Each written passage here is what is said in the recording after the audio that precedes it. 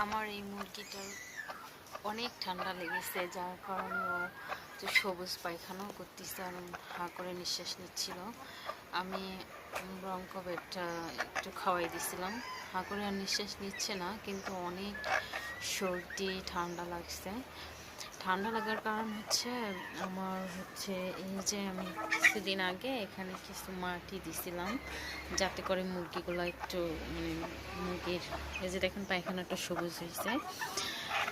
আর কি করছে, এই মাটিগুলোর কারণে মুরগিগুলো লাফালাফি করে এখান থেকে, আর এই বালুগুলা ওর হচ্ছে নাকে মুখে, যার কারণে মুরগিটা অনেক ঠান্ডা লাগছে। আমি একটু পরে এগুলো পরিষ্কার করবো, একবারে আপনাদের দেখাবো।